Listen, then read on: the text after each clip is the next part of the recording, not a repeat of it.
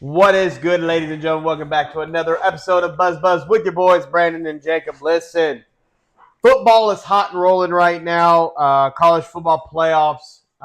We're here almost to the end. Last night, we had an absolute thriller of a game between Ole Miss and Miami. Miami ultimately coming out on top, 31-27. Now, you look at that game, look at that score, and you're thinking, man, like, must have been equal parts on each side. No, that's not the case. Miami dominated time of possession in this game at like 42 minutes or so. Well, And they I did think, run the ball, I think, like 50 times. well, yeah, I believe it was something. Yeah, let me get right here. Yeah, like a lot. Mark had 22 carries. Brown had 14. Beck ran it 12 times. Tooney had it twice. So they ran the crap. Like I said, they ran the ball on Ole Miss about 50 times during that game. So the fact that they controlled the time of possession is not overly surprising. The surprising is the fact that they were still trailing with 3 minutes to go, almost went down, Yeah. punched it in, and then Miami then had like over 3 minutes left to go, and they went strategically down To there on me, a 15-play drive. this to win. was, I would say, Ole Miss should have had another opportunity to try. I think that was pass interference on that last play. I mean, the In the DB end was zone. holding him like it's clear as day. But It was, but like if you guys don't know, in college, it's not spot foul; it's a no, 15-yard yard. penalty. Yep. But that being said, they were at like the 35-yard line, so it would have pushed them to about the 20, Yeah. So you would somewhere have in had that range. So we had at least one more shot at it, and how that game was going, and how Ole Miss was firing. You know what? That might have been the one opportunity, the extra they Yeah, needed. I think the biggest. I mean, for Ole Miss, you were fortunate enough that Miami should have probably picked you off like 7 times, but nobody on the defensive ball knew how to catch a loose ball. No matter how many defenders were around it, it could have been 2, 3. But I think the ultimate difference in this game is when Ole Miss really needed to make a massive play, they just did not get it done. They missed that opportunity or didn't convert it. And Carson Beck in the Miami offense was able to get it done. Granted, they handed the ball off to every time they gave the ball to number 10, Tooney, he was just lightning in the ball. Or Martin, number 0 for Miami. Every time they got the ball, it was pretty much like they were getting a first down. It was pretty much lights out when they touched the ball. But when Ole Miss scored, when they scored with about 3 minutes to go, about 3 minutes less to go, the Ole Miss had a 74% chance to win the Yeah. game, and it's honestly pretty crazy considering all they needed to do was go down and get a field goal to tie. Yeah. So they even So, got the 2-point conversion. Ole Miss did. but you have to give a massive shout out to Ole Miss. They put up a massive fight. It was I was pulling for Ole Miss, but Miami is going on to the national championship. They're going to play in their own home. Yep. They're going to be so. They'll be waiting on the winner of Oregon and Indiana, and getting to that game. Thoughts on the Oregon Indiana game that will take place today, Friday, As we're talking about it, yes. as we're talking about it. So, Well, it's cool that this is the first time ever in college playoff football history and in BCS history that not team, not a home team, but a team that's playing in the championship will be playing at home. at home, yep. Because Miami won't technically be the home team because they are the 10th seed, so it'll be either number 5 Oregon or number 1 Indiana. I think overall, what's really is before we get on the game is cool to me or interesting is that there's no SEC teams. No SEC teams, and we've talked about that. I said, is the SEC in trouble? Because like it just seems like every year they dominate the regular season, which we expect them to, but then they get to the college football playoffs, and we're having different stories here over the last couple seasons. I think for me, the whole thing for the SEC is that I feel like throughout the season and then early on in the playoffs, and which kind of incorporates also the kind of power rankings, is they kind of beat the shit out of themselves a little bit. They do. They kind of remind me of like the Ravens, the Steelers, and the Browns and the Bengals. You beat the shit out of each other throughout the regular season when you play each other late in the season, which then in football terms, in college football, you knock yourself down out of the power rankings. So then there's less of you, and you're also kind of injured, and you have the highs of the highs. So in a way, the SEC being But I so also think, great beat the shit out of themselves. But their conference is so like player heavy, like we yeah, talked about, and like not like coaching wise. I don't think is as talented as the other conferences has, and in a playoff format like this, where it's one and done, and you have leading into it 2 weeks and then a full week to scheme against, yeah. you can see the difference. What overall I really like to see is more SEC and ACC and Big Ten actual playing each other throughout the season, That's what we and need. actually see is that like through like the muddle of a season is there that big of a disparity in coaching and the players. Absolutely. I would agree with that without a doubt. Really see where all these teams stand with each other. It will be a lot It's more a great interesting. measuring stick for some teams, especially like Big 10, Big 12, ACC. So like that would be a great measuring stick when you're going up against certain teams. Well, I would like instead of like these these big SEC teams playing, the Bamas, going and playing James Madison to get quote unquote an easy dub. Yeah. Why don't you go and tackle one of the Big 12s or one of the top ACC teams Yeah. that are projected to be up there? Like, why is Oregon not taking on more SEC teams? Why is Oregon not taking on more of these other so-called big power schools? I don't maybe they are, but I personally don't feel like the Oregon's not taking on a whole lot of them. But on to the game, I'm still riding with Indiana. Indiana is a three-point favorite. And listen, when I'm really trying to break down how Indiana's looked throughout the playoffs and throughout the year, same with Oregon. The reason my edge goes to Indiana is because sometimes I think Oregon gets complacent. They don't we not on that gas all the time. We on the gas, like we gonna let off, and I think that is a mistake that they're gonna make in this Indiana game, because I still think, even though what Indiana did to Alabama, Oregon's looking at Indiana like, we just gonna stomp you. Like we're already looking past you. We're already, to me, Oregon's already looking at the national championship game, in my personal opinion.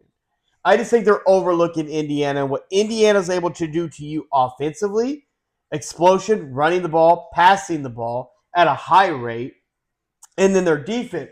Their defensive line is hella underrated, what they can create.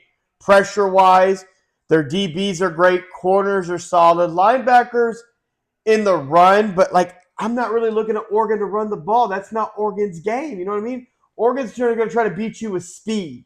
Like they're the Miami Dolphins. They're going to try to hit you with speed. I guess that's why I feel like Indiana's going to win. I don't necessarily feel like Oregon at all is overlooking Indiana, but I feel like Indiana's defense. I mean, they have the Heisman winner. They're the number one team in the playoffs. Number one in the power rankings. They potentially, you could argue, has one of the top 5 coaches in college football this year. Absolutely. And I just feel like Indiana's going to pop Oregon in the mouth physically in the trenches, and that's going to be pretty much the end of it. And I don't necessarily, this game I hope is close. I want a close game. It's predicted to be a close game with a 3-point spread, but about 68% is on the betting on the money is going towards Indiana. What is your final score predictions of this game? I think Indiana ends up, like, we're going to give like a score. I think Indiana probably puts up like 34, 36 points to 24. 26 I'm in that points. 30, 32 to like 20, 21 range. I wouldn't be overly surprised if they rout Oregon. I just, like you said, Oregon is they're. I'm not. When I say like they're a finesse. Yeah, there's just more. What doesn't work out in college football is finesse when you go against a very powerful front seven, Yes. and Oregon is a very, very powerful front seven, and offensively they have a very stout offensive line as well. They actually stout the higher running back who has more yards. Yeah. They stout the Heisman winner, which you have to have a great O-line in front of a quarterback to be able to even attempt to try to get that award. So in Indiana, they took out Ohio State. Granted, Ohio State then did lose in their matchup in the playoffs. But I just, the fact that it's only 3 points, I think is kind of crazy. I thought it'd be closer to like a touchdown spread. Yeah, I would agree with that. But I'm excited for the game tonight. I'd be very curious to see what we get in the national championship. Obviously, Miami is waiting. And honestly, like, shout out to Miami because, like, again, I thought Ole Miss was going to get them, and they've just found ways to. But if whatever Miami dominating whoever they get, Oregon or Indiana. When you dominate the time of possession, you better put up points because you're not going to get that type of opportunity to escape like that again, personally, in my opinion. To dominate the time of possession. I just know if Oregon does win and we get Oregon-Miami matchup, I mean, you're probably going to see close to 50 points scored apiece. Yeah. Like, it's going to be a track day. It's going to be a high outtake game for sure. But that is everything that's going on in college football. The only other thing in college football, Ole Miss's quarterback. What was his name? Oh, boy, I just already forgot his name.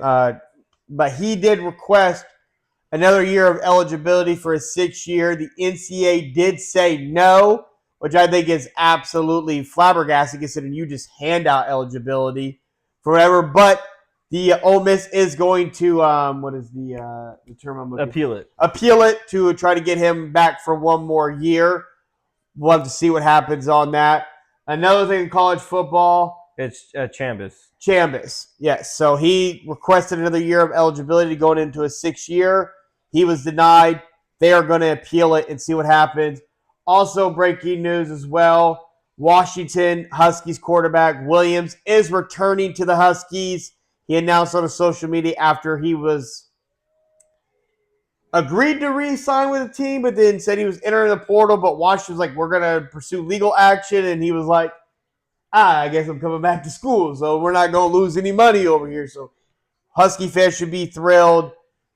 See how that relationship goes. Well, it's Trinidad Chambliss, the quarterback for Ole Miss, number 6.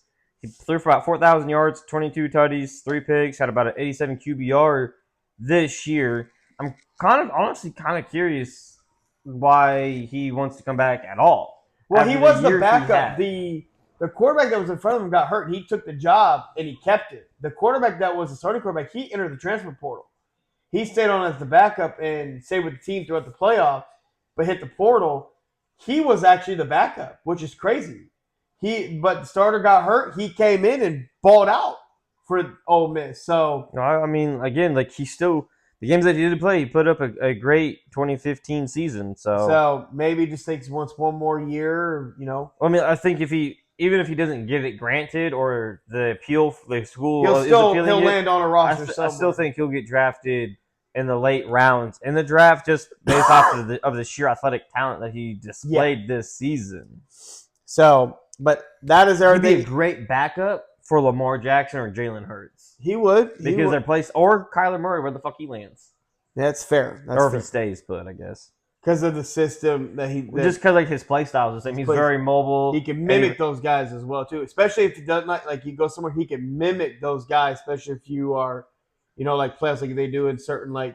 Oh, you're talking about practice squads and stuff like that. It'll be great for to have them on your roster, just to mimic those guys when you're facing them. Yeah, a lot of people actually take like athletic guys that aren't even quarterbacks, so they can run around to mimic trying to chase somebody down. So I guess that part's not wrong, but I think overall, I think he'll get a good spot. Chasing his career further on into professional. He'll get an opportunity. I think he'll have a spot there. He'll definitely get an opportunity for sure. But that is everything going on in college football. Transfer portal's open. Players are moving everywhere.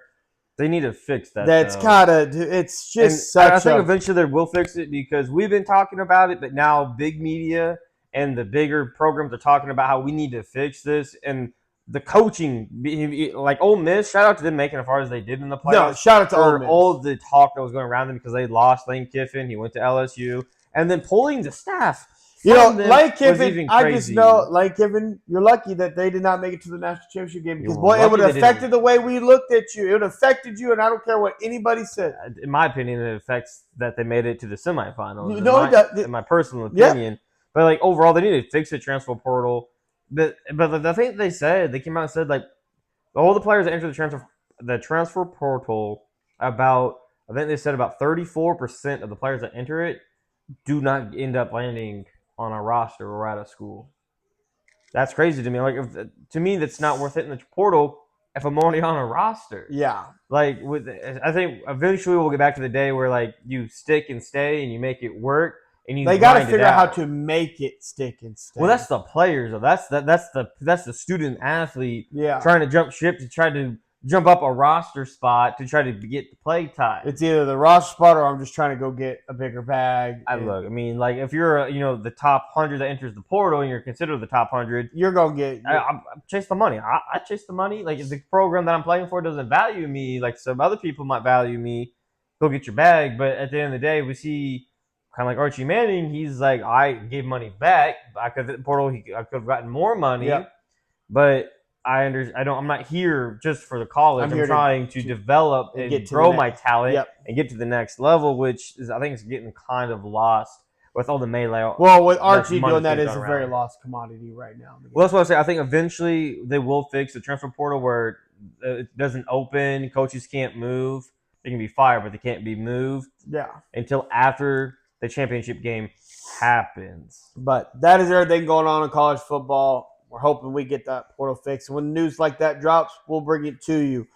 Moving on to the NFL side of football here, we got to give a huge congratulations to Myles Garrett. He is now the sack king with 23 sacks.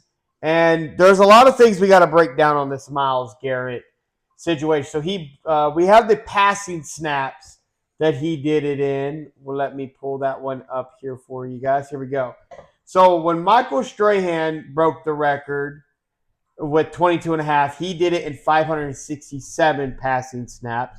When TJ Watt tied the record in 21, I believe it was 21. Yeah, I think so. He did it in 1,616. So that was quite a few more than what Michael Strahan did, obviously. But Myles Garrett just broke the record in 2025 with 23. He did it in 437. And for maybe not the average person, but that's pretty incredible considering most of the teams he was facing were running the damn ball. Yeah. Like he had to. It's almost 200 less pass attempt snaps that he's had the opportunity to try and sack the quarterback, let alone knowing that all the attention is being focused on him, let alone the last about 3 to 4 weeks of the season when he was right there. Teams were legitimately not going to allow him to sack the quarterback by putting double, triple teams, throw the ball away, take the intentional grounding penalty so he can't get the record on you. Yeah. So which is incredible that he did it he did it in almost 200 less than TJ did. Yeah. And then he did it in 130 less than what Michael Strahan did. So it's pretty incredible. Now, what's even more incredible is Myles Garrett currently sits right now tied for 20th on the all-time leading sack at 125 and a half sacks. Now, Myles Garrett's averaging about 13 and a half sacks a season. So if you just stay on that trajectory, next season he will be entering 9th, 8th all-time in sacks if he just stays on that trajectory. That's not even talking about if he gets more. Well, I say like his trajectory is easy. You can say is an average 10 sacks a season, and that's on the low end for Myles. Very low end. And so he's going to pass some massive names. Well, he's going to like Dwight Freeney. He's tied with Derek Thomas. He's going to pass Cam. He's going to get Cam Jordan, Lawrence LT. Taylor. Yeah. Jared Allen has 136. Yeah. That's 11 behind that. DeMarcus Ware. You can see him jumping. So literally, all those guys. He'll get up to number. He'll get to where like DeMarcus Ware, Von Miller, and Terrell Suggs are, and then after that, he's chasing. That's just after next year. That's just after next year, and we're thinking about another 4 years of at least elite Myles Garrett because he's 30 years old. So. At minimum 3, but I'm looking about 4 at this rate. I'm just saying, if you say 4 years, I'm saying 10 sacks every season. He's going 40 sacks. That puts it at 165 sacks, which puts him third all time. Which would pass above Kevin Green. Kevin Green would be right there with Bruce Smith and Reggie White, and that is extreme elite sack guys right there. I'm just saying, like Bruce Smith, shout out to him for having 200 sacks for a day and age where they did not pass the ball. No. I mean, hell, even Reggie White's time, too. It was, too, but Bruce Smith, though, it was crazy that Reggie White was 2 sacks away from the 200. But Bruce Smith played for, if you guys didn't know, he played for the Bills for about 15, 17 years. And then he went and played for the Commanders for about 4 years. Yep. And he tallied 200 sacks in a day and age back in the 80s, and that they didn't pass the ball like that. He played till he was 40. If Myles Garrett plays till he's 40, it might be a different story if he can keep up tallying close to 10 sacks. And that's just, we're just talking less than bare minimum at his bare minimum. Well, I feel like Myles Garrett for the next 5 years is going to be no less than 10, but I'm saying the next 3 to 4 years, I mean, he's going to get over 10 sacks. The dude's going to get 14, 15, especially if he can get moved to a team that has the lead a lot, where they actually have to throw the ball. Then he's just going. The number's going. That was going to bring me to my next question. We all know the accolades that Myles Garrett's got. What he's been able to come. He's been Defensive Player of the Year. Does he need a Super Bowl ring to validate him even more? Kind of like the Aaron Donald. Like Aaron Donald needed a ring. No, because it's funny. I don't think Aaron Donald needed a Super Bowl win or Super Bowl ring to validate anything about the greatness that he was, because it's a little bit different defensively and offensively. The only time we care about rings is coaches and quarterbacks. And maybe I feel like maybe kind of running backs, in my opinion, if you could depending on how, if you're in the elite category. Yeah. Because a lot of running backs have rings that aren't elite. But I feel like defensively we care about more what the impact you can have. And when you're getting doubled and triple team, I think I know what your impact is. And defensively is more. I think defensively is more. You can look at stats and determine what a guy really was, even guys that we were never able to watch. Yes. And so I don't think he needs a Super Bowl ring, but if he gets a Super Bowl ring, it's just icing on the cake. It's really more icing on the cake for him because he's accomplished everything that he would want to accomplish. And he's done it on the Browns. He got the biggest record ever you could get for a D lineman. Yeah. Which is getting the all-time sack record. Absolutely. In my personal opinion, I was let down by his sack record. I thought he was going to blow it out of the water. He only beat it by one. When he got close. He got close a couple times on getting a couple sacks, but I was very much let down by it. And then his record-breaking sack, it gave a little bit of Brett Favre-esque. Yeah. Now, granted, Brett Favre, I don't think Brett Favre did fall down, but it was either he could fall down or imploding or get lit up. Yeah. So I don't agree with that whole narrative that Brett Favre gave it up. He did. Yes. But it was either I can give it up or I can get lit up. Joe Burrow escaped, and then shit, and fell down, and then Myles Garrett said, you're staying on down. top of Myles Garrett getting the record, we need to have a conversation about the Cincinnati Bengals more so Zach Taylor and Jamar Chase crying that they stopped the game to let that moment be celebrated.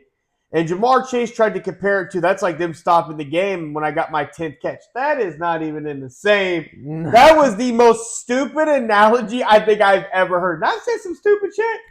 I said some stupid shit. So that was really dumb. They stopped it when Strahan did it. They always do this. And no matter what sport, they stop the game and let you be celebrated. Not like the Bengals needed to win the game, it weren't going nowhere. Playoffs, or this was a playoff game, or this was the Steelers and Ravens game where it was in the heat of it, where if you did stop it, it could change the momentum, it could swing some things. It wasn't like the Bengals were necessarily really in hurry up. Now, according to Zach Taylor, I was yelling at Joe, get on the ball. And according again to Zach Taylor, with a 90-minute conversation they had with the refs, he was never told of. And the refs were like, we were going to do this the whole time. Myles Garrett gets to suck, we're going to stop the game. He said that he wasn't privy, but the refs came out and said that, yeah, we're going to stop it if he gets the record. So, rightfully so. This was a big, monumental, a regular season. You don't see moments like these every season in the NFL. These come around every once. I mean, Michael Strahan did this in 2001. You waited 20 years for it to be tied, and then another, few years later for it to be broken. So it's like these moments just we don't hand these out, Yeah. These ain't on the script every year, you know what I'm saying? These ain't on the script every season. But shout out to Myles Garrett. That was really cool to be able to witness that throughout this whole NFL season. There was the only thing that the Browns had going for him. Really had to go for him. Moving on to the next task that we need to talk about, head coaches that were fired this NFL season. And we're going to go right down the list. We're going to start on the AFC side. The Miami Dolphins fired Mike McDaniel. That came a little bit as a somewhat of a shock because they fired the GM. We thought Mike McDaniel was safe. Then he was fired. Yeah, the Dolphins organization as a whole, I think they made the right move, but in a very funny, unorthodox, unorganized way of doing did it. they finally get there, because earlier this week, Monday, Mike McDaniel came out to the media and said, I'll have a hand in helping determine the next GM, and then fast forward to about Wednesday, they fired Mike McDaniel, which here on Buzz we thought they should have fired him during the season. Or after the season, but I think they got that right, though. Yeah. Next, AFC head coach that was fired. Baltimore Ravens fired their head coach, John Harbaugh, as well, ending his 19-year or 18-year reign with the team. He was their third head coach in that team's entire history. So that is massive to talk about. That's kind of crazy to think. Now, granted, the Ravens have only been around since 95. Yeah, 95, 96. Yep, 95, Which 96. is a crazy stat in itself. What's even crazier... I'm older than Baltimore, baby. I'm not. But what's a crazy stat, too, is the thing about that. We all know the Cincinnati Bengals and how weird that organization is, and they've never accomplished anything besides getting to 1 or 2 Super Bowls. What? They've been to 1. 5 head coaches. That's it. Dang, that's crazy. Seattle Seahawks, again, they're not an old franchise, but 5. Patriots are an old franchise. 5. As we say, the Ravens, they have 3. I'm going to let you give me your first guess on who you think has only 2 coaches ever in their franchise history. Pittsburgh Steelers. Yep, Pittsburgh Steelers have 2. Pittsburgh Steelers have had 2 head coaches in their franchise. It's crazy. It's been a long. They let that process for a minute. That's super crazy to really think about. So, but Baltimore has moved on from John Harbaugh. Mind you, John Harbaugh before Lamar Jackson, they were 8-4. He was 8-4 in the playoff. With Lamar Jackson, 3-6. So let me just sorry to interrupt you. Go. Steelers, technically, they do have 3, but Mike Tomlin makes 3. They had Chuck Noll. Okay. Then they had Bill Cowher, and then after Bill Cowher, it was Mike Tomlin. But Mike Tomlin got hired in 2007 to present. The stat I have is how many coaches they fired. Yeah, so they've technically had 3 coaches, but only because Mike Tomlin is still... But still be the least amount. Yeah. Yeah, so it would be the least amount. Well, this says... Yeah, the Ravens... My bad. The Ravens were actually established in 96. Yep. Not 95 like I first assumed, but the Ravens are going on their 4th head coach, while the Patriots are on 5, the Seahawks are on 5, the Bengals are on 5, and the Steelers technically are on their 3rd head coach, but they hasn't fired Mike Tomlin. It's definitely crazy to think about when you think about those many teams and some. The crazy fact that there's teams out here like the Raiders that are in double digits, closing in on 20 some odd head coaches, and then you have the Bengals that have no success and they have only 5 head coaches. I'm I'll be firing people left and right if I'm not winning. Well, if you want to, so before we get to the other head coaches that were fired, franchises with the most head coaches in the last 30 seasons. God damn. Been around for some of these. The Dolphins, you've been around 12. For all of them. Yeah, well, Dolphins, 12. Browns, 12. Lions, 12. Raiders, 15, baby. 15 head coaches. I believe that. I thought the Lions would be more, honestly. I believe that, though. But John Harbaugh is out as Baltimore's head coach. Thoughts on that firing? It just seemed like it came down to... I just feel like it was a mutual parting. There was not he was fired, but I think it was time. And when I say that it's time, I mean you have your franchise quarterback. You have the most Pro Bowlers almost every year. You're drafting great. You're signing great. Your salary cap is always solid. But I feel like at some point when you're just there for so long and you're not getting it done with the franchise star quarterback, things start falling kind of a little bit on dead ears. And I think it's that time voice just don't sound the same. It's time for a regime change, and that's where they're going. I think that's what it came down to. And I think most Ravens fans are okay with the regime change because they have their franchise. It's not like you don't have a star franchise quarterback. You do. You have a solid defense. You have a solid O-line. You have talent in the backfield. Well, I don't know if Derrick Henry will be back. We'll have to wait but and see. they have talent. It's a very talented roster. And you've underperformed the past 4 years. Yeah. So I think somebody's had in the biggest moments. So this move also, in my opinion, is a move to retain Lamar. Yeah. Because they're not going to pay him the 75, 85 million I think he's due this year. No. They're going to have to they're going to give him an extension to drop that dollar. So it's either you do that or you trade him. And the rumor was big that he was going to get traded. Harbaugh gets fired, and that has been silenced. So we'll see. Next, I'm curious who they bring in. Next head coach fired from the AFC. Go ahead and get them rollies up. Shedeur Sanders does not have to deal with Kevin Stefanski no more. He is out. Thankfully, he is gone. Been there 6 years. Did win Coach of the Year twice. Been through like 13 goddamn quarterbacks. But he is Cleveland. It is so, but he is out. Tennessee fired their coach. I do not know his name off the top of my head. I just knew he didn't know the goddamn rules when it came to football. Remember, we had that storyline. Do we have Tennessee head coach name is Brian Callahan? That's right. Because remember, he didn't know the damn rules. Yeah, he didn't. We had to have the joke about here on Buzz Butts here. Well, I think it was like I think it was a challenge. He had no idea. Yeah, it was about a catch. He didn't know the forearm being down counted. But yeah, granted, neither did his staff because the staff didn't tell him to challenge that. And the final head coach from the AFC side that was fired from the Las Vegas Raiders, as we were just talking about, Pete Carroll, one and done there. So we got some fun stuff. Yeah, let's get into this Raider shit, baby. In Vegas. First of all, y'all should have stayed in Oakland, but that's enough said there. So before you get to what I think you're getting to, 2021, John Gruden resigned.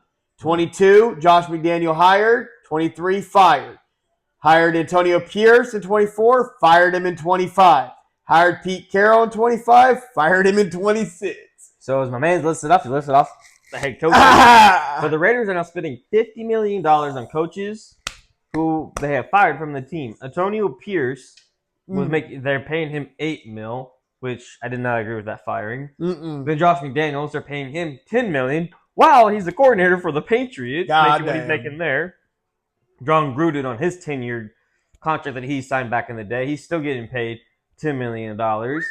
Pete Carroll, $16 million. Shout out Pete Carroll at like 78 years old, dog.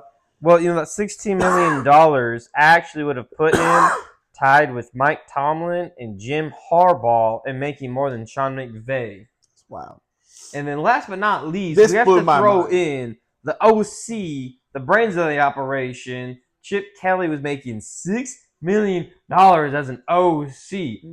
$6 million to not know what the fuck he was calling, what the play was. Boy, I don't even know what I didn't know he's made money like that. Considering, I'm looking at the top 10 coaches, and Kevin O'Connell and Ben Johnson are making $13 million. Yeah, you're not wrong. If I'm Chip Kelly, I definitely left my college OC job to go take this $6 million and then get fired and go back. Yep. Talk about highway robbery. Honestly, Vegas opened up a new stadium. I didn't know Vegas still kind of had money like that to throw around. That's crazy to think about. You buy a new stadium, you do all that stuff, and you're just throwing money around. I think that out of so far all the coaches that have been fired, that I'm most shocked about was Pete Carroll being fired. Mainly because I didn't necessarily feel like in a year you're not going to get the change you needed. No. And he's not a offensive-minded guy anyway. No. He's a defensive-minded coach to begin with. Now, the defense wasn't great, but the Raiders haven't been great. But when you have year after year of turnover, what do you really expect to get? But also, I think Pete Carroll is done as a head coach. Yeah, it could be. I don't think he's coming back. And honestly, money-wise, there's no need for him. No need to. Moving over to the NFC side, coaches that were fired. This coach was fired early in the year. The New York Giants, Brian Daboll. Brian Daboll, he was fired midway through the year, which was kind of unfortunate because they were kind of starting to cook with the rookies before everything went sideways when everybody got hurt.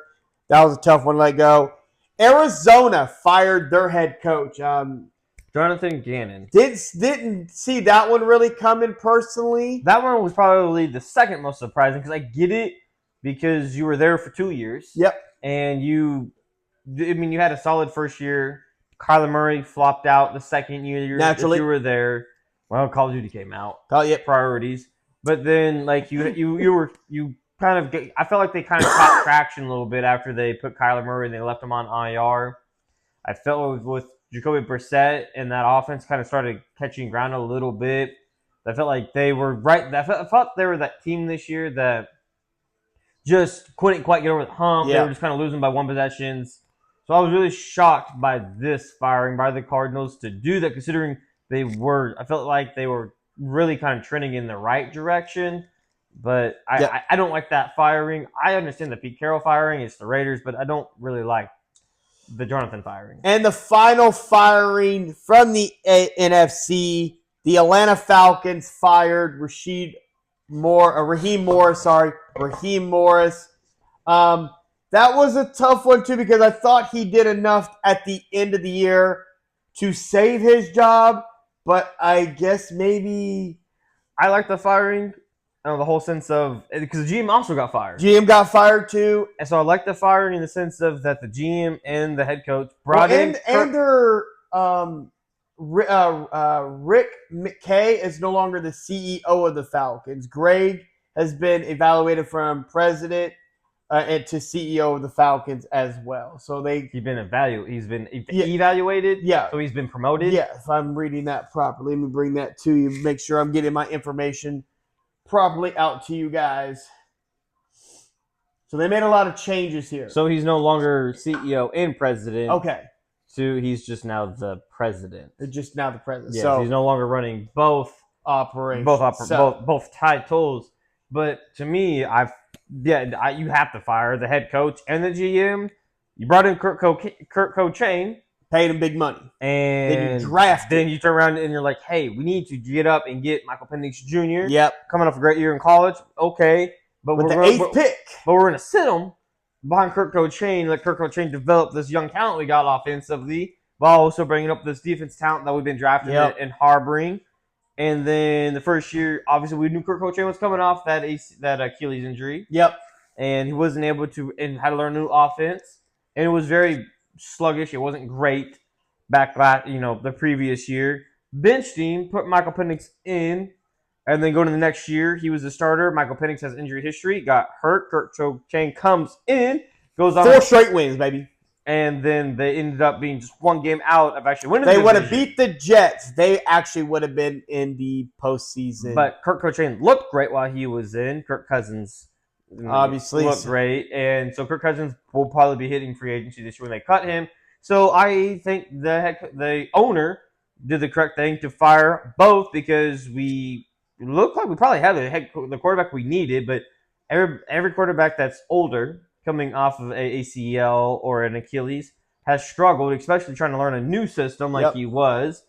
And then you saw what Kyle Pitts looked like, Drake London, Bijan Robinson. You have too much offensive talent not to be doing better than what the Falcons are doing.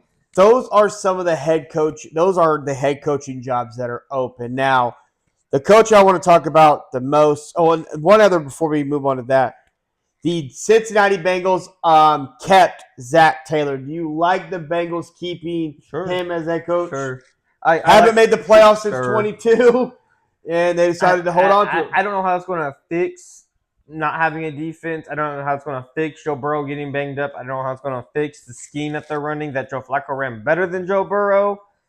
But sure, why not? Let's keep him on the losing trend, I guess. I don't mind the Todd Bowles staying with the Bucs. Todd Bowles, a lot of people were upset that Todd Bowles stayed. It was unfortunate. I mean, they're right. I mean, they were just, if you back it up 1 year, they were the 3rd seed in the playoffs in the NFC. They were kind of right there, but they got riddled defensively with injuries, which is where he stamps his ball. I have more problems with Baker and how he seemed to flame out horribly. Yeah, it was not about midway through the season. So I put that more on Baker flaming out. I know some people kind of like yourself, where they're like, well, Mike Evans. Well, damn, dude. Like, there's you got other players. Chris Godwin came back. Clearly, he's not necessarily the same guy that he was after like his second significant big injury. But they had a chance to still get there. So I don't mind them running The it fall back. off was crazy. I don't mind. I don't have a problem with them running it back. That's fair. So these head coaching jobs are open. We gave you the AFC and the NFC. But we got to talk about one specific guy out there that is looking for a specific job, and there's only 2 job openings that give him what he wants. John Harbaugh. Yeah, so John Harbaugh came out with his demands, guys. He came out, he's wanting $20 million a year, which me and my guy over here were like, I thought that was a lot. I was like, damn. But then we went over like the pay, and I'm like, okay, it's not bad. So we went and looked at it. So Mike Tomlin's making 16. Jim Harbaugh is making 16. Yeah. And then the wonder child, Sean McVay's making 15. Like, okay. Wild. Then Sean Payton's making 18. And then at number 1 on the salary average, Andy Reid's making $20 million. So I guess like the $20 million that he's asking for, okay, like I guess you mean you have the right to demand the $20 million. But then he also wants $10 million for staff budget to make his staff for. I'm like, okay, I guess. Well, I'm assuming that's probably pretty good. Hopefully, you don't spend most of that on Chip Kelly. Yeah, no, don't. That's what the Raiders did. He don't need that. And then, but he also wants total authority over roster personnel.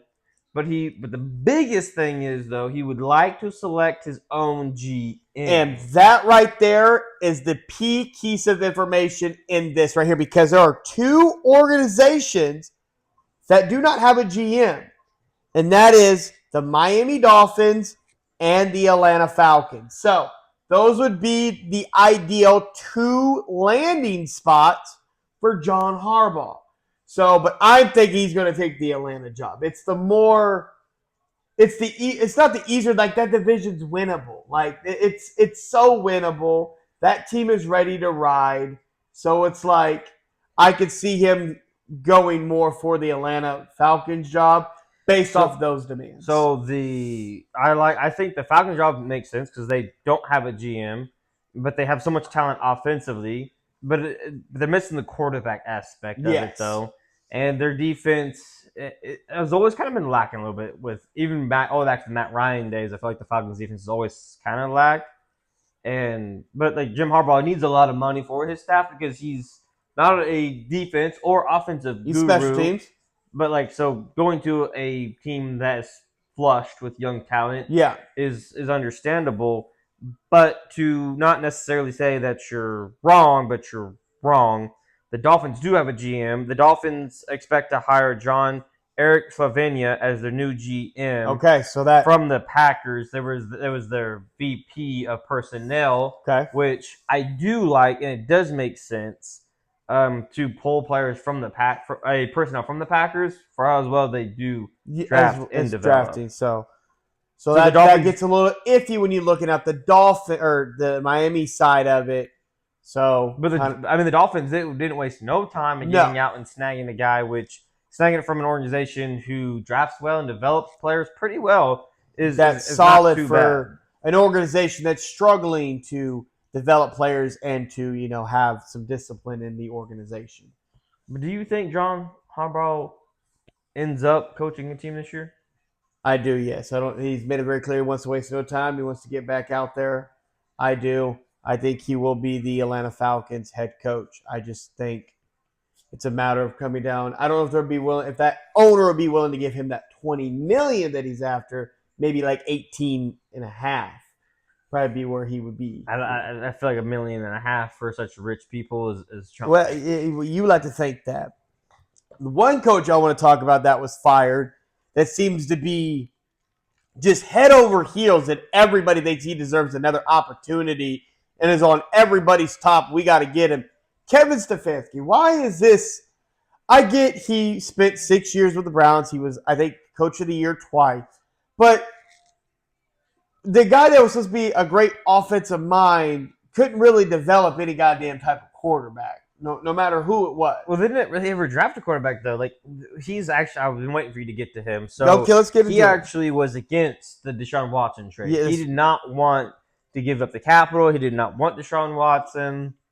And then he got saddled with Deshaun Watson, and so you know that did not work well at all. And so it's hard to say. I mean, he won the Coach of the Year twice in his 6-year stint with the Browns. So it's hard to say really what he is. I think most of our opinion is brought up about the kind of coach and guy he is on how he treated Shador It just showed a lot and of bad Daniel leadership. Gabriel. Yeah. So I really don't know why he is so high off of never accomplishing anything outside of winning Coach of the Year twice And one playoff game. and one playoff game. One playoff game. But I mean, if I'm the Titans, that's not necessarily a bad job if he is sold on my young quarterback, Cam Ward. Yeah. But if I'm him, though, too, I might not want. I don't really want that rebuild. I kind of want that quarterback already established. Yeah. Like maybe him would be the funniest thing in the world. What if he went to the Ravens?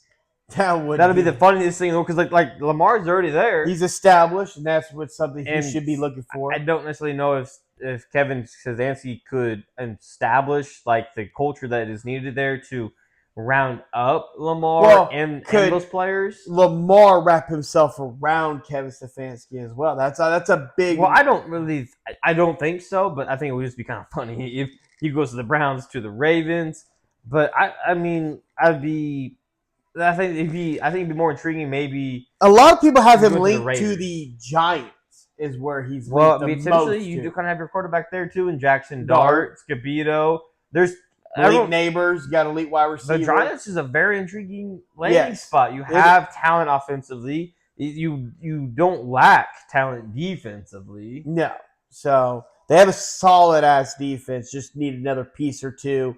Solid defensive coordinator, and they're good to go. Another guy I want to bring up that is not coaching in the NFL, left the NFL, is currently coaching in college.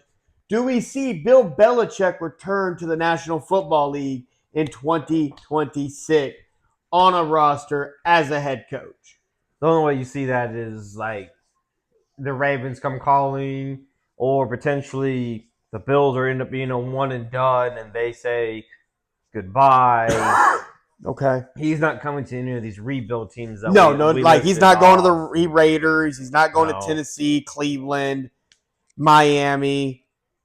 I wouldn't even say Arizona either. No, like he's coming to a win now kind of like if Atlanta came calling, which that was already there back when he was released and it didn't work out. Well, he wanted to go there, but he wanted kind of the same things that Harbaugh has requested, so that's going to be interesting. Wouldn't it be a weird flex if Atlanta, Bill Belichick had similar requests. You said no, but then you knew Harbaugh would be like a little weird. I mean, it would be. It'd be kind of funny. I think I would take Bill Belichick over Harbaugh, but I mean, I think like potentially Bill Belichick might be intrigued by the Dolphins. Okay, because like who knows what Tua can overall really be. It's not like they don't have talent there on either side of the ball. So I think the current outside of like the Ravens and potentially, again, we keep harping on it, like the Bills, if they would move on from the head coach, like those are very pristine landing spots. But like the ones that are currently open, I think like the Dolphins student would be the most intriguing. Okay. And then do we see a guy that's been waiting a minute to get another head coaching job, Brian Flores? Do you see him becoming a head coach? Been a solid DC in Minnesota for the last couple seasons. Well, I think he has like 2 interviews lined up. So, but no. I don't think not yet. Okay. I think it's still the scandalous he did, which to me I don't think is anything. I don't think the NFL and or owners are quite ready yet to let him be back in the limelight as a head coach. That's fair. And then any other head coaching jobs of these teams you would like to talk about? Is there a certain team coach you like to see hit Cleveland to mess with Shador Sanders? No, I mean there's no one better that sticks to my mind, but like I think like the Falcons job and the Dolphins job and the Raiders job to me are the most intriguing and the most sought after, in my opinion. Sought after, okay. Because I mean they all have like the Falcons, they ooze talent offensively. So if you're an offensive minded guy, you just have all that talent to play with, and you're not stuck to Michael Penix. He's going into his 3rd year. You could easily just get rid of him. Yeah. You could keep Kirk Cousins. The Raiders are kind of the same thing. They do have a stud defensive end. You have to coax back into the locker room and get him back in there. But they have Ashton Genty. They have Brock Bowers. And then the Dolphins, I mean, like I said, they have talent on both sides of the ball. but it also kind of depends how you feel about Tua, and you might have to. You're in a position where you can get a quarterback and let him sit behind Tua, and then look at getting rid of Tua if you can't seem to fix Tua. That's fair. So to me, out of all the about 7 or 8 jobs that are currently open, to me those would be like the premier landing spots that all kind of have their ups and downs. Well, my bad, I forgot the Ravens. Obviously, the Ravens are the number one landing spot. Yeah, we got because Lamar they Jackson. have Lamar. everything. They have the GM, from top to bottom, the ownership, the players, the franchise guy. That's where you want to go. But like, I mean, that's for Baltimore's going to be a little bit more tricky because like it's got to be Lamar's going to have some type of say in it, especially if the move was made to keep him there and he's going to be there. I mean, I feel like they probably ran by him a little bit, but I just got to get the vibe that he just might not really care. The guy that they bring in to coach that team has to be able to insert. You got to be a culture guy. You have to be very culture and structure because that Lamar's lacking that. And I think that's been the big problem with the Ravens is in Lamar is that culture. Is that structure there for him? Like, what do you mean every time it gets cold, you get sick or you get a little banged up or something? And this leave what he's been granted is going to be stripped and he's going to be put in the culture. As I personally think, which he needs. It's okay to be able to try to. Well, he's only still 26 years old. He's so young. He's still got but plenty of time. He doesn't seem young when it comes to the NFL with all the injuries all the hits he's taken. Yeah, especially as a dual threat quarterback that you are. But could you imagine Bill Belichick finally getting his dual threat quarterback with how he could command the defense? I mean, like that. And you can. The Ravens would probably run. Bring in Bill Belichick. You bringing in culture. You bringing in a very massive winning attitude. And they kept Derrick Henry. Derrick Henry, boy, you better get ready to run. Because you think about when Bill Belichick, Tom Brady, they had Blunt or whatever, the big running back, and they used to just run the shit out of old big boy. Well, I mean, early on in Tom Brady's career, that's all they did was run the ball, control the clock, and play defense. And that would be perfect. That's what Lamar needs. You don't need Lamar out there always scrambling. You got Derrick Henry. Use him. Let him loose. And then when that happens, it sets up everything else because everybody's loaded up in the box. You take your deep shot, your play actions, your screen. That's what they load up, and you're just putting up points on the board. Like I said, the Ravens' job is the premier job, obviously. Unless, of course, the Bills' job comes up. But those other 3 organizations are very intriguing. But I think another also hot take for a head coaching job that a coach that could become available potentially to end his reign would be Mike Tomlin. Say that the Steelers go into the playoffs. If they're one and done, don't look good, and you decide. That's tough though, because but it is tough because I don't like if I'm the Steelers are stable with Mike Tomlin, but Rodgers retires, then you fire Mike Tomlin, and now you're no head coach and you're no franchise quarterback, and you haven't been able to draft or bring in a franchise guy until Rodgers, technically. So. Now where do you go? Now you're trying to bring in a quarterback or draft a rookie quarterback and a head coach. To me, that's too much instability, and it's kudos to Mike Tomlin outside of having Big Ben that he has been able to always have a winning season outside of Big Ben. And none of these guys, the only time they invested anything was in Mason Rudolph. Yeah. And when they jumped up in the draft to get him, or Kenny Pickett. They jumped up in the draft to get Kenny Pickett. And that's the only time they've actually invested anything in it. Yep. So it's definitely going to be very curious to see. But you're not wrong, though. That'd be a little bit of a hot take. If they won and done, and then next year they don't make any noise in the playoffs, I think you'll see Mike Tomlin a la John Harbaugh like he was this year. Yep. So those are the head coach vacancies. That's some of our opinions. Let us know what your guys' thoughts are as well, and where you like to see some of these coaches go. Quick stop on the NFL draft order. We got that out. The Raiders obviously have the number 1 overall pick. Probably should take a quarterback. There's a lot of buzz out there. Don't take a quarterback. Take a quarterback. Let's go ahead and get that done. Jets need a quarterback. Get that done. Probably going to take that guy out of Oregon. Don't listen to Stephen A. Smith. Go to the Jets. Garrett Wilson will love you. Arizona Cardinals. That's an interesting one. What do they do there? Kyler Murray probably going to not be the guy. Maybe need a quarterback, it's looking like. Tennessee Titans don't need a quarterback. Probably a skill player. They need a skill guy. They need a skill guy so bad. Get Cam Ward a wide receiver. They need more talent. Really, what they need to do is get the fuck out of the 4th pick and drop back and get more talent. Giants at the 5th pick. What do they do? What do you think they need? I mean, you got Dart, you got Scavino, you got a wide receiver. I think O-line? I think they take the best available. Best available or trade back, right? Get out of there, get something more. I think yes, either one of those options would not be bad, but sometimes it's hard to trade back. I think taking the best available, no matter what it is. But O-line wouldn't be bad. Or no skill guy to pair with neighbors wouldn't be bad either. Okay. Cleveland at number 6. I mean, you got Shador. You have your running back. Obviously, he broke his leg. Well, if you're going, well, the Browns are a big old mess. But if you and I are both going to say, well, Shador's the guy. They have still some interesting talent in the backfield. I think then they either need to take a O-lineman or they need to take a wide receiver. Next up, number 7, Commanders. This is interesting. They probably should take the best defensive guy. Because that defense is old. Saints. But the Commanders, they did fire their DC. They did. And they also moved off of Cliff Kingsbury. Yes, they did. As the OC. So they are looking for a new DC and OC. So at number 8, New Orleans Saints. Well, it sounds like they're going to run it back with Tyler So. Which we will. He did come on when he started playing. I don't know. I don't know. I would probably say like O-line or D-line for them. They're so old. And at number 9, our Kansas City Chiefs with the 9th overall pick. This is crazy. We have the 9th overall pick. Boy, this probably be the highest pick in the Mahomes era we'll ever have, which I'm cool. I'm great for. I want to trade back. That's fair. I agree with that. But if we stayed, I would want like the premier D end. Yeah. Or in the next, defensive tackle to pair with Chris Jones because he only really has 2 to 3 years.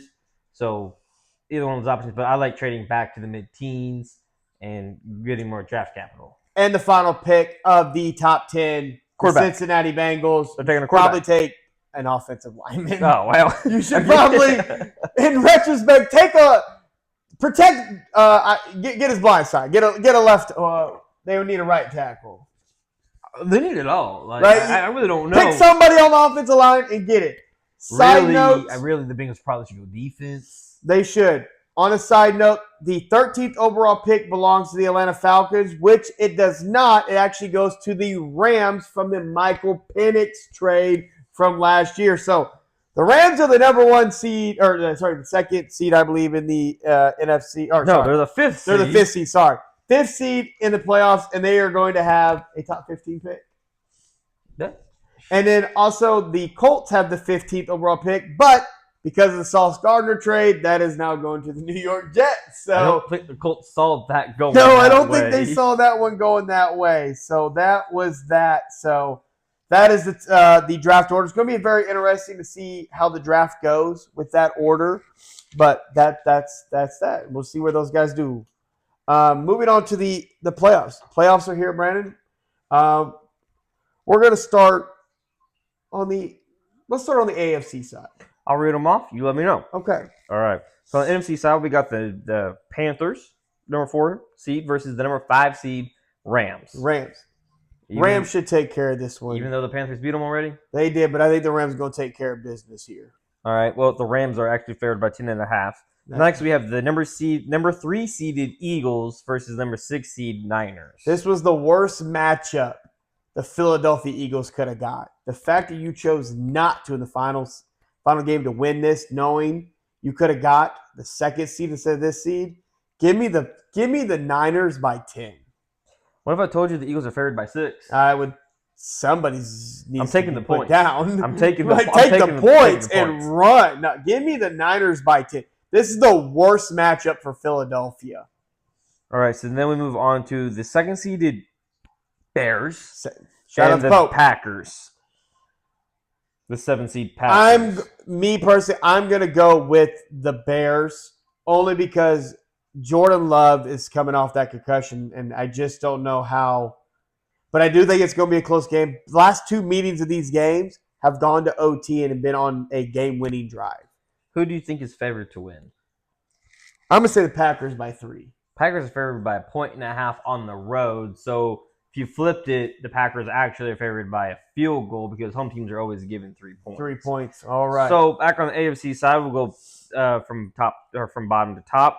The number the 2-seeded Patriots versus the 7th seed Chargers. So I've been back and forth on this game all week. And this game is going to be 27-24. And it's going to be a field goal game.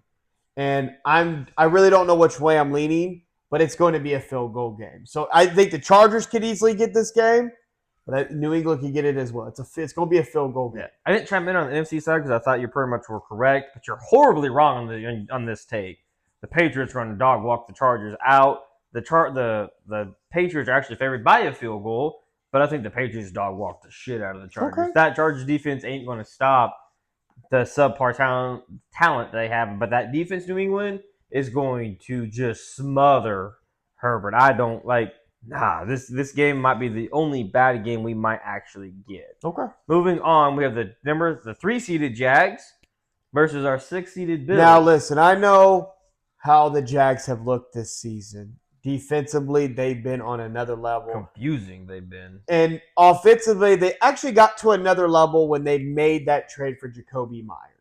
I did not like it. I understand. That I had to apologize for, but Buffalo has to win this game. And I'm going to ride with Buffalo, and I think Buffalo wins this game in a crazy-ass, for no reason, grinded-out game. And I think they win by 7, but give me Buffalo. I think that Buffalo's favored on the road by a point, which means they're favored by 3. I agree with you. I think Buffalo gets it. I want Buffalo to get it. I mean, like, you can't. If you're Buffalo, you can't lose to Jacksonville. Not if you're Josh Allen. When you look at who is in the playoffs, you can't lose it. Not some people feel like that's a horrible way to look at it. It's not. This is your moment. Go get it done, my guy. That literally is like, I don't care what anybody says. There's no moment. Joe Burrow, but there's no Mahomes. There's no Lamar. There's no the big dogs are in it. You're the only big dog that's in it.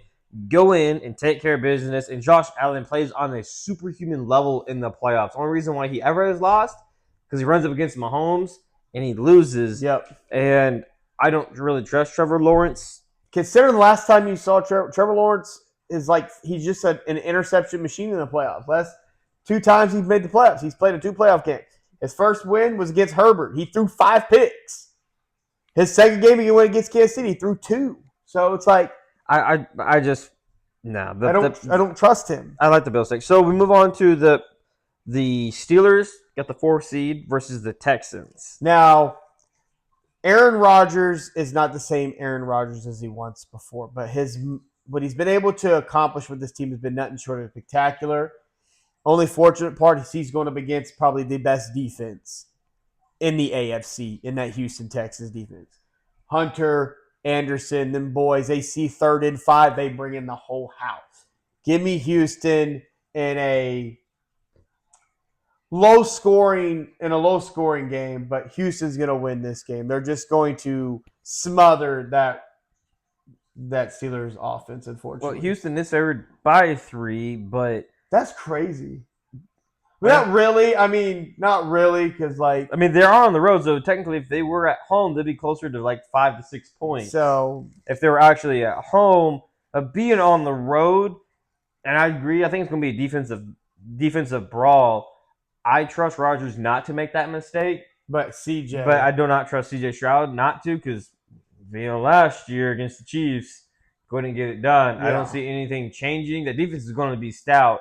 But I don't think Rodgers is going to make the mistake where the Steelers lose, which is what does get DK back now. DK's back. DK will be back because he hopefully won't be fighting no more people in the stands. Absolutely, keep him on the bench. He'll be back, and I think the Steelers get it done. But I do think it's going to be a defensive brawl. The Broncos get a bye in the AFC as the number 1 seed, and we'll see who they end up getting. And then the Seahawks and Sam Darnold on the NFC side, they're the team with the bye week this week. Yeah, Broncos got that bye, and they'll be waiting for their team. But this is going to be an interesting – the AFC is going to be a little bit more – wow, okay. But when you look at the NFC side, you should kind of know who's going to be moving on, where you're going to be going. Well, I mean, like I said, when you look at the NFC, like the Rams should win. We kind of feel – the people in Vegas feel like the Eagles are going to win. So it depends on what side you're banking on. The team should win. We feel like the 49ers will win it. But 6 points is a shit ton of points in the NFL. Yeah. But the only kind of pick-me game, really the only pick-me game is the Bears and Packers. It is a pick-me game. Then on the AFC side, everything is 3 points or less, while the NFC side is 10, 6, and then pick-me with the Bears and Packers. Looking forward to these playoffs. They start this weekend, and the road to the Super Bowl on February 7th is now underway. And so we're going to have a new face representing the AFC this year, because Patrick Mahomes will not be there. And to me, if we go to the end, we're going to start on the NFC side. Team under the most pressure, I think, to really get there is the San Francisco 49ers. I think this is their moment to go get it done. Brock Purdy, that even though they're full of injuries and stuff, CMC is healthy, dominant. And Brock Purdy's now gotten over his injuries, playing at a high level. Go get it done.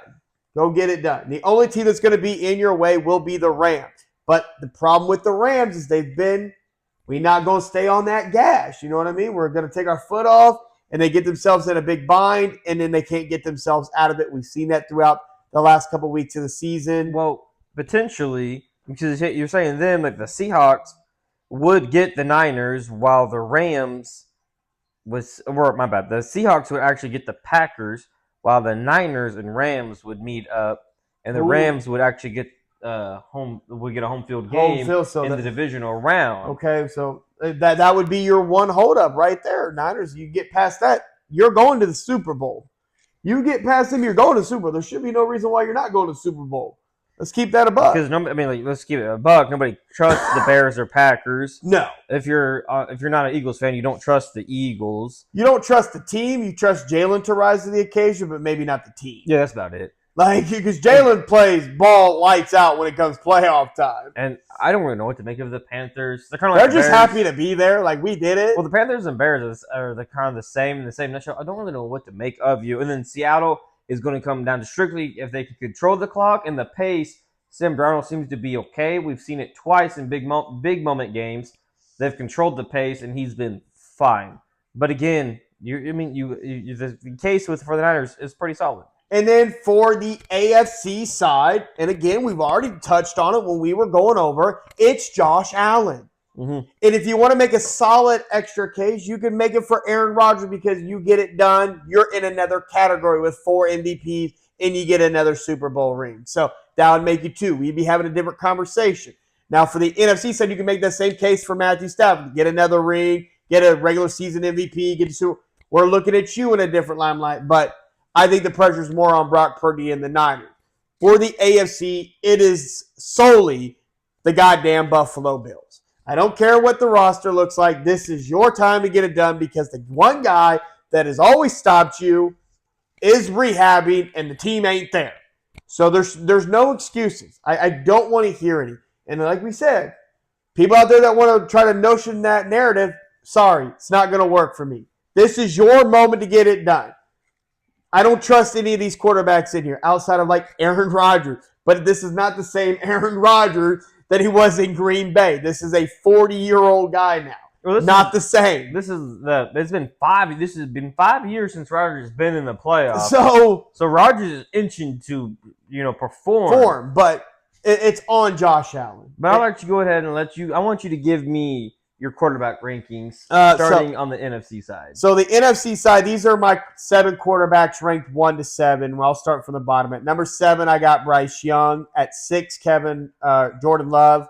5, Caleb Williams. 4, Sam Darnold. 3, Jalen Hurts. 2, Brock Purdy. And number 1, Matthew Stafford. Those are my quarterback rankings for the NFC side. Any issues with those rankings? I feel like you're gathering in your thoughts on your rankings on the NFC side is pretty solid. Okay. I think if we're basing it off of what they've done this year and how they look, I think that's a pretty solid. Okay, I appreciate that. Now here, let's get to the NFC or AFC side. At number 7, Trevor Lawrence. 6, Bo Nix. 5, C.J. Stroud. 4, Justin Herbert. 3, Drake May. number 2, Aaron Rodgers, and number 1, Josh Allen. Those are my AFC. I would split Aaron Rodgers and Drake May. Drake May. Okay, that's fine. Just because Drake May is younger. Okay. But like outside of that, I think that's about right. Yeah, Bo Nix has performed better than Trevor Lawrence has. He's shown that he can get it done. He has a little bit of that clutch gene in him with a solid defense backing him. So, I mean, that's not overall bad. I mean, you can always argue list, but that's... You can argue. It's crazy when you look at the AFC. You could argue some of these guys maybe move around, but the top 3... though. I think the top 3 are solid. Now, if you want to go 4 through 7 and interchange them and move them around, okay, like it's preference, and stuff like that. But that's how I got them going into the playoffs, and I'm excited for the playoffs. I'm ready for February 7th, see who we're getting in the Super Bowl, man. We'll bring the games to you. Like I said, we broke down to how we think these games are going to go, and then after that, we'll break these games even down even further, and we'll see you guys next week.